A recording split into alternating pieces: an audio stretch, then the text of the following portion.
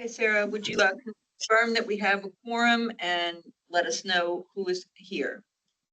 Yes, good morning, everyone. We do have a quorum with 6 members. In the New York City office, we have Lisa Gomez, Jerry Romsky, and Beryl Snyder.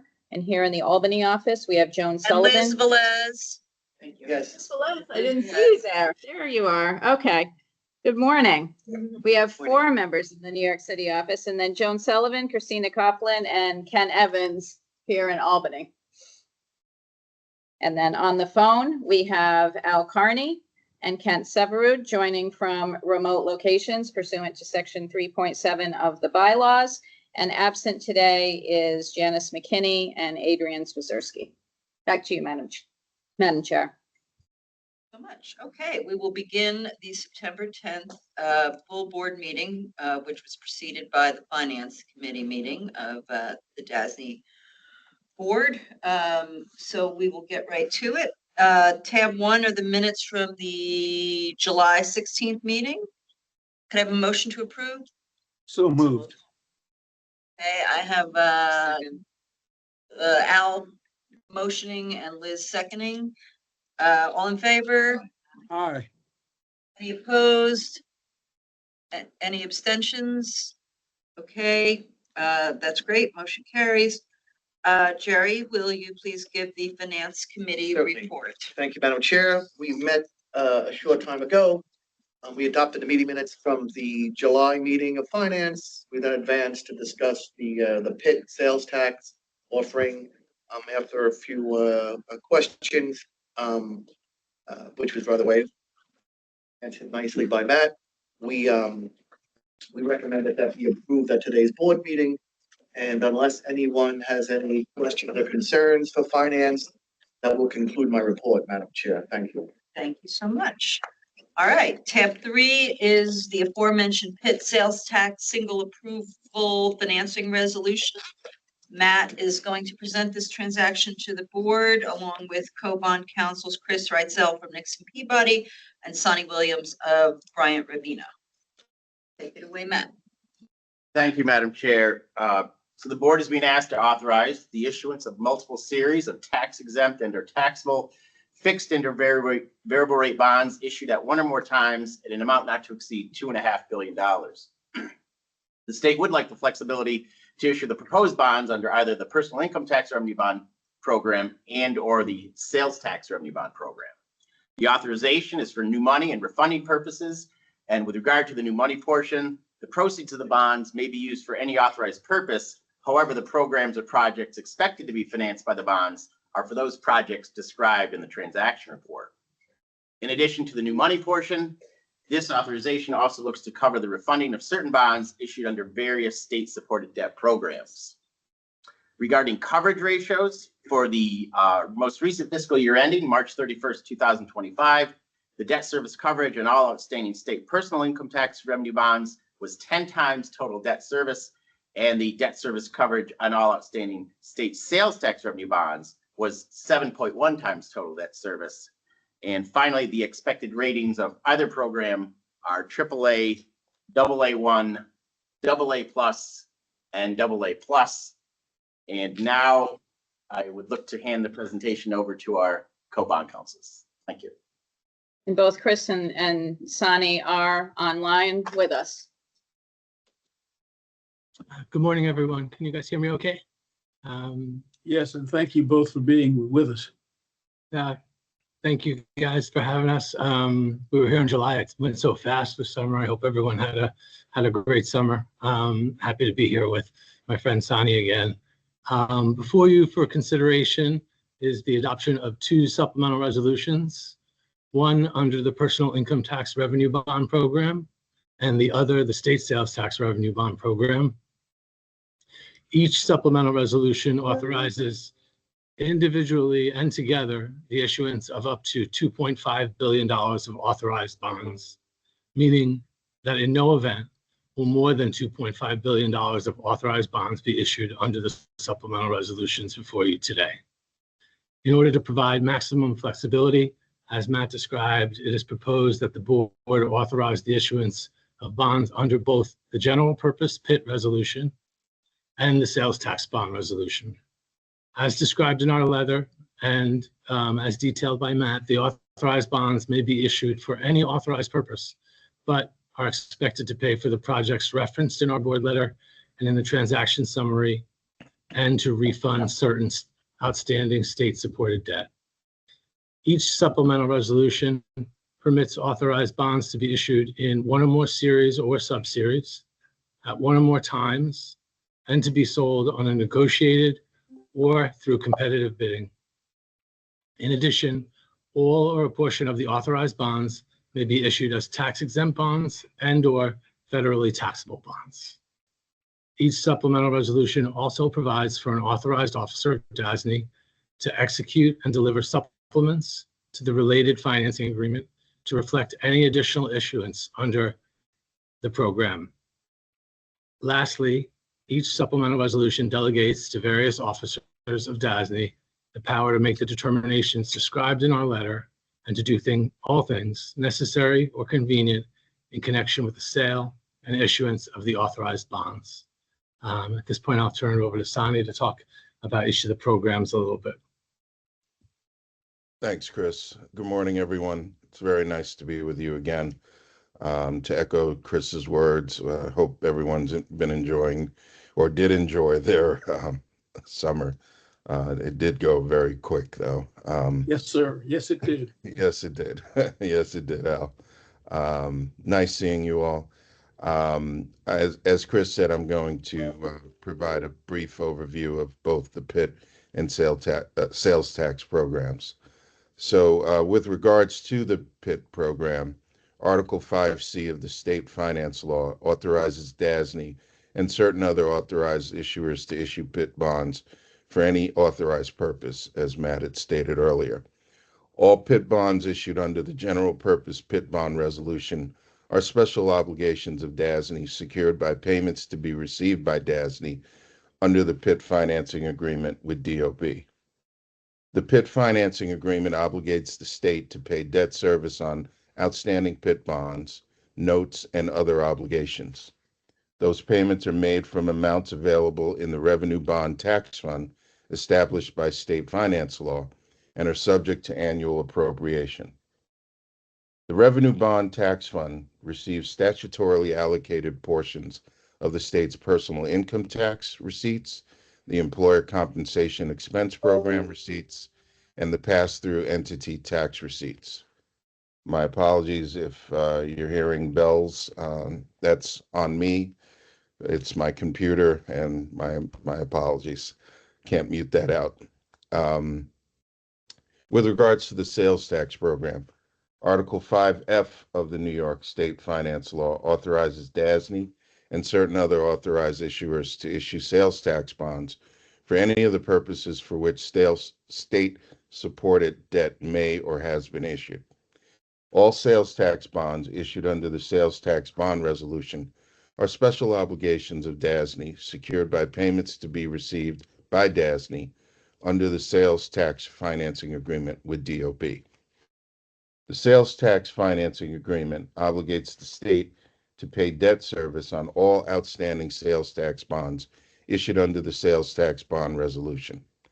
Those payments are made from amounts available in the sales tax revenue fund, sales tax revenue bond tax fund, say that 10 times fast, established by state finance law, subject to appropriation. The sales tax revenue bond tax fund receives a statutorily allocated percentage of the revenues collected from the state's sales and compensating use taxes. This concludes our presentation, but we're happy to answer any question the board may have. Thanks very much. Great presentations, gentlemen, both of you. Thank you, Al. Thank you, Al. Little tongue-tied on that one area, but As you say. Blame it, try to say that I 5 battled times through. quickly. It won't work. I battled through. blame it on your dinging computer. It threw you off. Yes. Thank you. Okay, does anyone have any questions for either of our council, Matt, anything, anyone? Okay, None here, everybody- Madam Chair. None here. I think everybody was here for the finance committee, so it's It's pretty straightforward. Okay, may we have a motion to approve? So moved. Jerry, thank you, Beryl. All in favor? Aye. Aye. Aye. Opposed? Any abstentions? Great, motion carries unanimously. And with his impeccable timing, we will now turn it over to the president for the president's report. Excellent. Thank you, everyone. Just wanted to give a few updates.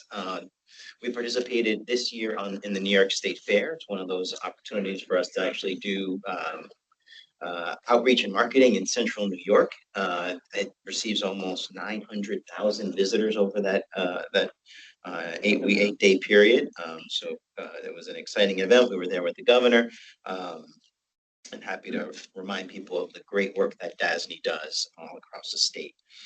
Along those lines, in our grants area, we have a number of different programs that were tied to the budget that are now pushing forward. New York Bricks, for folks who need to be reminded, it's a competitive grant program focusing on senior centers and community centers. This is kind of one of the three legs of a stool that we like to say that anchor the governor's Unplug and Play initiative. So the BRICS program offers grants between $250,000 and $15 million for community center projects across the state. The application window closed on August 15th. We received almost 275 applications worth more than $1.2 billion so substantially oversubscribed on the $100 million that we have to work with. So I think there's a tremendous amount of demand, and we're working with our partners at Parks to review these applications for eligibility, looking to make awards and announcements hopefully by November. On the other leg of our stool in our Unplug and Play, is our New York Swims program. We're moving into the second round of this program. We released it on August 12th, making $53 million available to expand swimming facilities throughout the state. This one is currently in its public comment period through September 8th, with formal applications, beginning on September 24th. Those are due by October 30th, and we expect to make awards by December 15th of 2025. And for folks who are new to the board, this builds on our New York Swims program, which we launched last year, which awarded $150 million to 37 projects across the state. And then the third leg, which we will keep you attuned of, is our Plays initiative, focusing on playgrounds. So more to come on that, but we expect that to come and follow right after BRICS. HECAP. That board meeting is going to be scheduled for October. We successfully received our new member to that board, allowing us to have quorum and to be able to finalize the awards on the last grant of HECAP and move forward with the next round. Higher Educational Capital program. So stay tuned for that.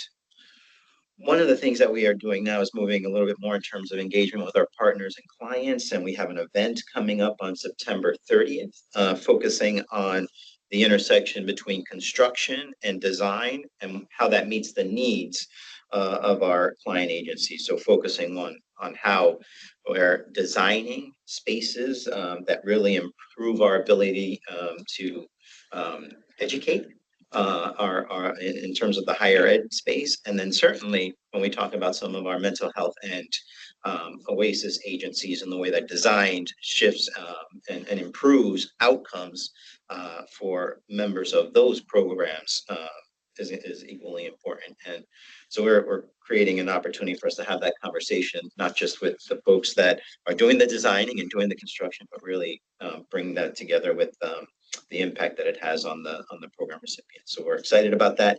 That's on September 30th in Albany at the Albany Campus Center. The event begins at 9:30. Of course, all board members are welcome, but just wanted to highlight those two items for you. I'm sure moving into construction briefly, I'm sure Steve will be very happy to report further on FIT, but the long and short of it is we have a TCO, and it's a significant milestone on this project. We received that in August. We continue to move forward with our strategic plan updates. We should have that in a position for final review and comment in September, and we'll bring that to the board for consideration in October.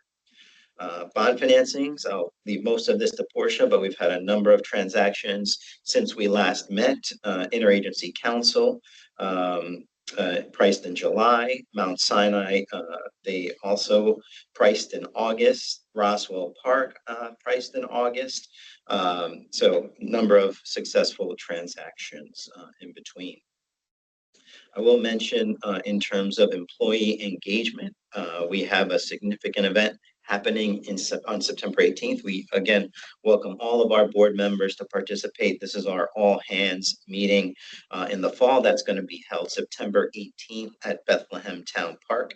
It's an opportunity for us to really bring the entire DASNY organization together, provide an update as to what's happened in the year, and or significant milestones in the year, and our look ahead in terms of what we want to accomplish. For the Robert, it's Al. Where is Bethlehem Town Park? That's right in the Albany area. So it's up in Albany. Okay. We'll certainly send you the exact details and the time. Thank you. Included is also the 2026 board meeting schedule. We're already there. You can plan your year ahead.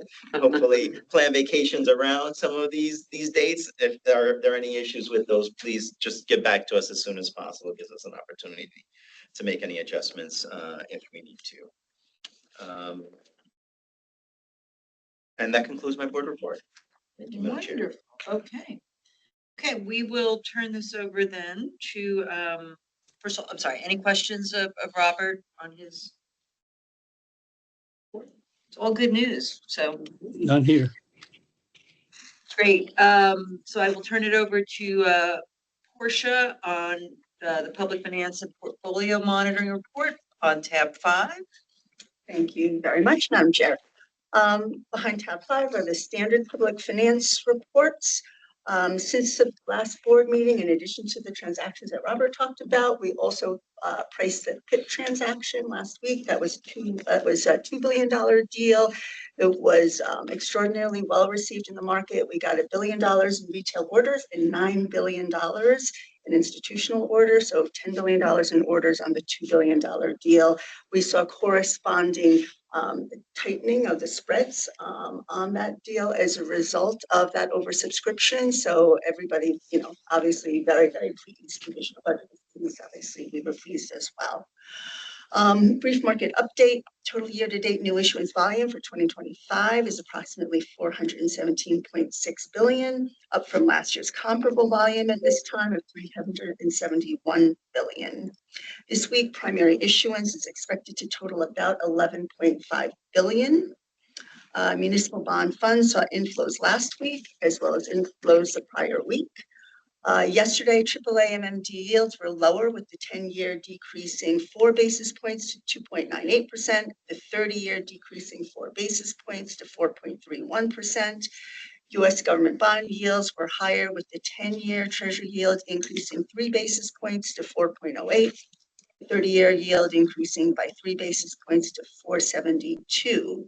Since the July 16th board meeting, 1-year MMD has decreased by 31 basis points. 10-year has decreased by 28 basis points. The 30-year has decreased by 31 basis points. And during that same time period, the 10-year Treasury decreased by 42 basis points.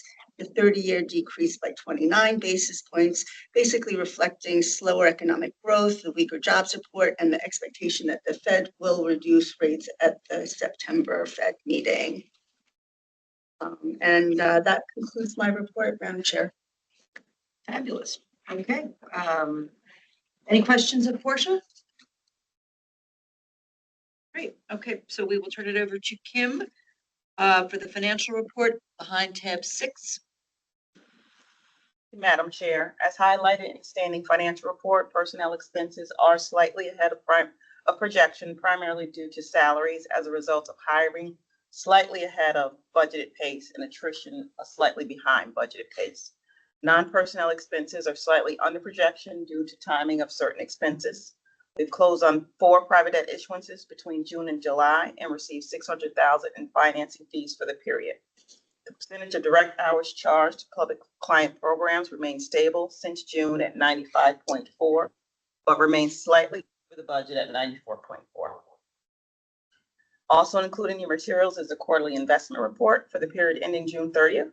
The overall portfolio increased by approximately $1.8 billion to $13.1 billion, primarily due to new money bond issuances and receipts for debt service, offset by construction expenditures. Due to improvement in short-term treasury rates, portfolio saw a shift of $2 billion from federal agency securities into treasury obligations. Moving to the broker-dealer results on the last page of the report for the quarter ending June 30th, MWBE participation was just over 42%, or $3.6 billion in trades via phone solicitation went to an MWBE firm, with another 6.5%, or $549 million, going to SDVOBs. On the electronic trading side, we awarded just under 18%, or $569 million to MWBEs, and less than 1%, or $23 million to SDVOBs. Audit wrap-up, KPMG is wrapping up its audit of the 8 individual financial statements this week, and they expect to issue a clean opinion by early next week. So we are still wrapping up the audit. Lastly, I would like to provide the members a brief update on our Dynamics 365 implementation. We're continuing to work alongside HSO to move forward with key activities. The primary focus for the past 2 months have been data migration. And as you can imagine, we're required to migrate data at a granular level of detail. And as a result, it's been an iterative process as HSO addresses errors while loading the data into the system and validating. As of last Friday, 22 out of 30, or 73% of files had been successfully loaded and ready for testing. Once all the data is migrated, we will revisit the schedule for a relisted go live date, but unfortunately, we won't use the October date we originally anticipated in the spring. The current goal is to begin UAT testing by the end of September. This should provide sufficient time for completion of the data migration activities and full end-to-end testing by HSO. The key activities we will complete prior to entering UAT is, like I said, the data migration. HSO will provide enhancement and customization training to staff and AP process training. And then lastly, we will need PM web development that IS has been partnering with us on. And as you can imagine, this is to replace functions that the current JD Edwards system currently does, such as contract numbering, budget checks, and processing miscellaneous project invoices. Paul Quigley and his team is on top of it, and they anticipate getting those necessary updates done in time for our UAT testing. Unless there's any questions, that concludes my report. Thank you, Kim. Does anyone have any questions for Kim? Please just do keep us updated as you get new dates on the implementation. I think these things always take longer than one hopes, but it would be great to, if we can sort of get live in 26. Yes, yes, we better be live in 26. We're close, and we've been inching close. And after we got through the year in audit, the summer vacation schedule certainly impacted things. As the audit freed up, HSO had folks on vacation. When they came back, we had folks on vacation. So now everyone's back from vacation and rolling up their sleeve and ready to go. It's September. So we expect to make a lot of progress in the next few weeks in hopes that we will have a real timetable of when we can go live and a go live plan. Thank you so much. Okay, tab 7, Steve. Thank you. Good morning, all. Behind tab 7 are the standard construction division reports. A couple of highlights. We did add 2 new projects to the portfolio this past reporting period, one for CUNY at Bronx Community College and one at SUNY at the University of Buffalo. The total value for the 2 projects is about $16 million. We finished 9 projects in the reporting period with a total value of over $250 million. There were 3 at CUNY, 4 for SUNY, 1 OMH project at South Beach Psych Center, and 1 Gozer project. Expenditures have accelerated. We are up 107 million from the period ending July 2024 to the period ending July 2025. That's quite a jump. We are to date at 392 million. So we may be returning this fiscal year to the $1 billion mark for expenditures. On the cover of the monthly projects report is the Norris Addiction Treatment Center project we worked on and recently completed. This project scope involved upgrades to the HVAC system at the facility. The budget was 1.2 million. Pathfinder was our design consultant. DASNY managed the project. We had 4 contractors involved, so a Wix type project. Kircher Construction was the general contractor. Avion was the abatement contractor. HMI was the mechanical, and Schuler Haas was the electrical contractor. We completed the job in July of this year. Couple of program updates. We'll start with SUNY and the summer projects. They started back in May. By August, all 15 were complete without any impact to student occupancy for the fall semester. So that was good news. Robert mentioned the FIT project. We TCO'd it on August 20th. We received our notice of substantial completion executed by all stakeholders by September 3rd. We continue to work on punch list. It's about 75% complete. Classes will not be held in the facility this fall, but will be held in the spring. The lounges and some of the other public space will be used this fall by FIT. Another win was Mohonk Hall. This was a large gut renovation up on New Pulse. We completed that project on August 11th. And again, the students were able to occupy for the fall semester. Last year. When we saw. Yeah, nice. So that one's all set. SUNY Binghamton, we're in the middle of design on a new 350-bed design build project there. The contract for design build services was executed, and KBE out of Connecticut was the successful design build contractor. We are in the middle of design at that project right now. SUNY Cortland, we have a new build 200-bed design build project. We received expressions of interest earlier this year. We shortlisted the firms that we sent an RFP to in July. We conducted interviews in August, and we are now expecting proposals from the shortlisted firms in September. The bridging documents are complete, so that is moving along nicely as well. Just jumping to CUNY quickly, we met with the Vice Chancellor last week in our monthly meeting with him. We also had our monthly CUNY coordination meeting last week as well. We continue to have heavy workloads at many of the campuses, including Queens, Hunter, Lehman, College of Staten Island, City College, and others. There is a lot of work coming out of CUNY based on their directive to DASNY to kind of ramp up the design and construction efforts. CUNY is taking on more of that work themselves, but there is not really a decrease in workload to DASNY just based on the number of projects coming our way.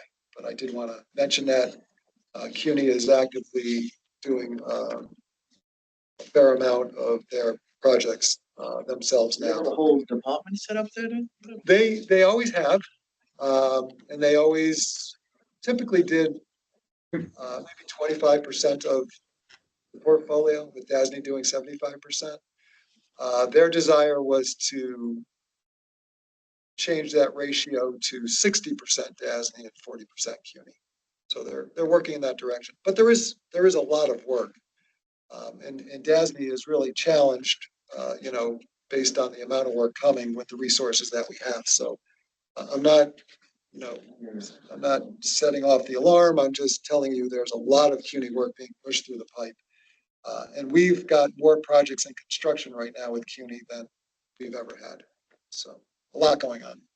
Steve, I think it's also worth mentioning that we do some of the back office work for the CUNY managed projects, so we still have some hand and responsibility even on the ones that they're They just managing. hold the CF agreement?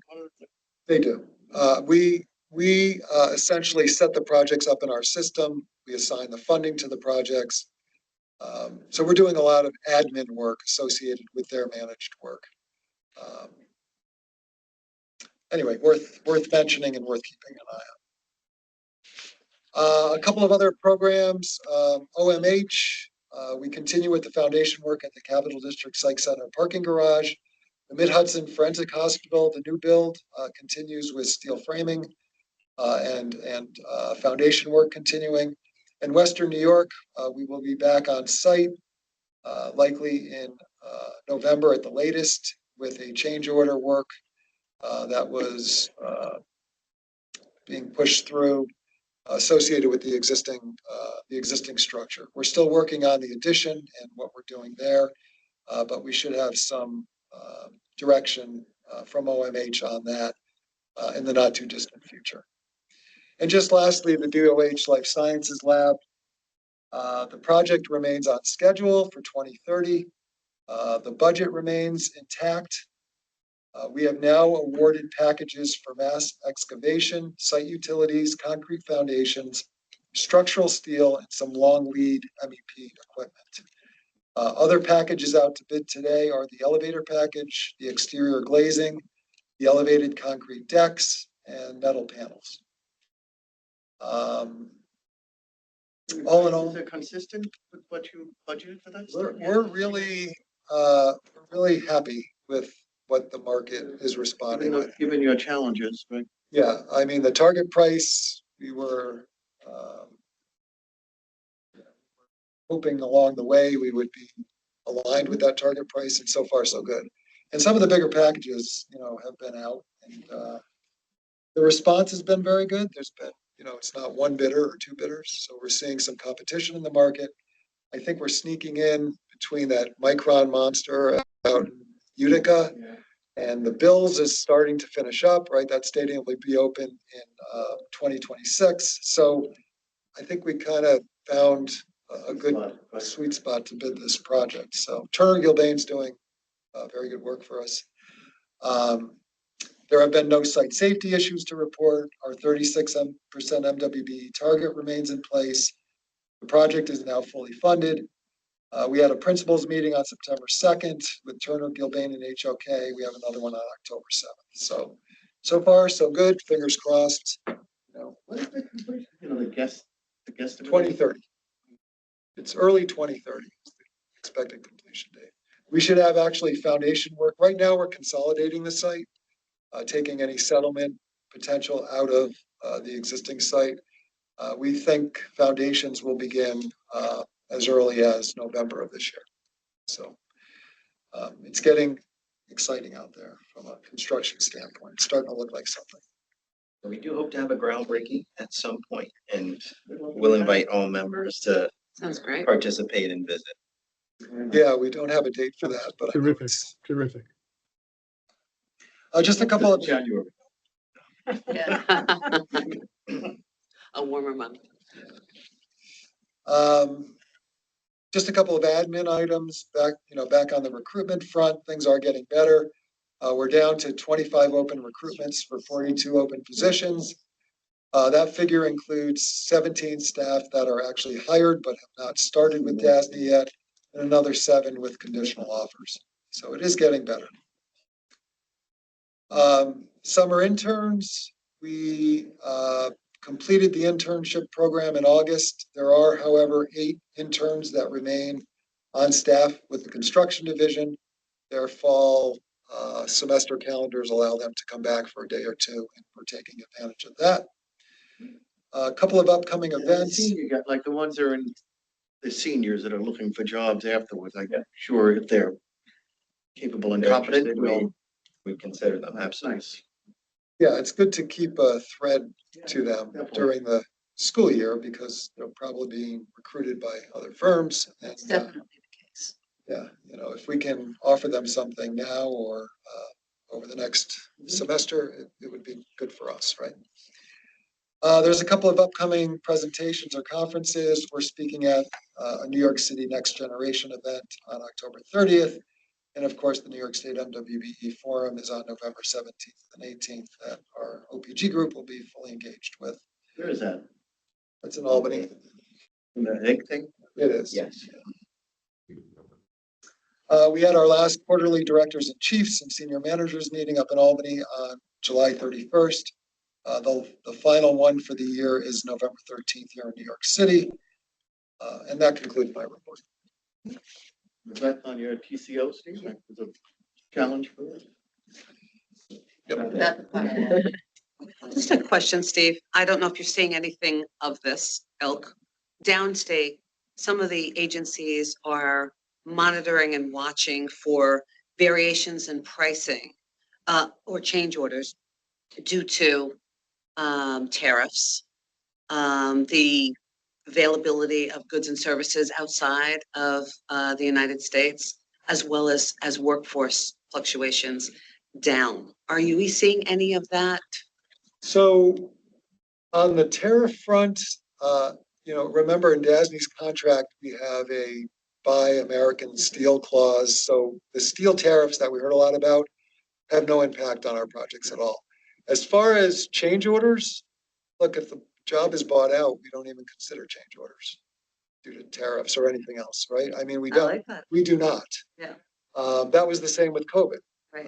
You know, there were no change orders because of things we don't anticipate. Now, there's language in our contract that somewhat allows for that, but with the help of our legal group, you know, we fought off the COVID change orders and no one's really coming to us with anything. Well, that's good. It's a bit murky, It is, but it's very much, it's something that the agencies are more aware of now.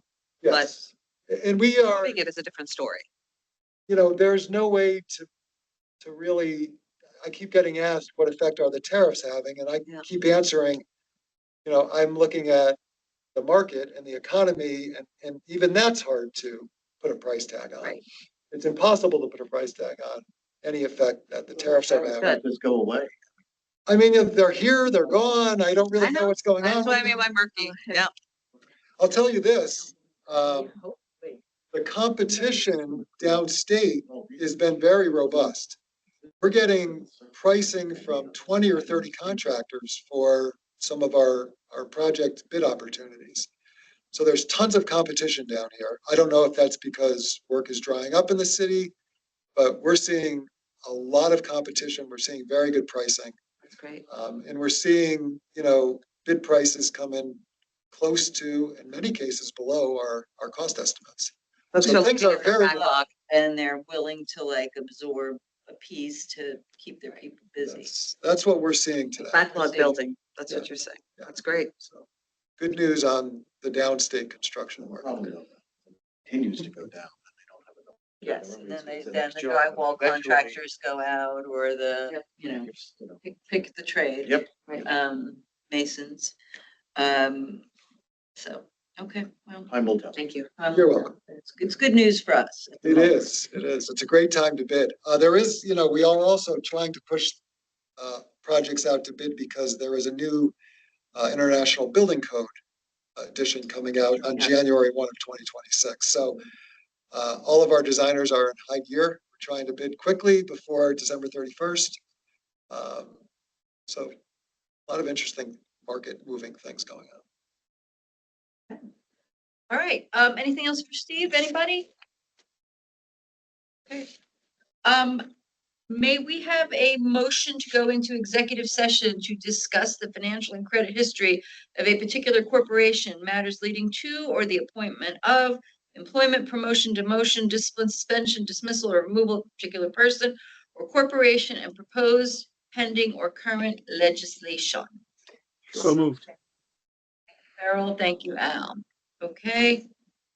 Sarah, will you send us to executive, all in favor? Hi. Sarah, will you send us to executive session, please, and let us know when we're there? Yes. Turn to the public session. Kent is already gone, but the next meeting will be followed by a board retreat courtesy of Kent's generous offer at Syracuse Lubin House on the east side. That will be following the board meeting on October 8th. If nobody has anything else, may I have a motion to adjourn the full board meeting? Thank you, Jerry. Thank you, somebody else. Thank you, Liz. Come on. All in favor? Aye. All Run opposed? it No. in now, run it in. Motion, meeting is adjourned. See you all on October 8th. Thank you, team, for a lively meeting. Very much. Okay.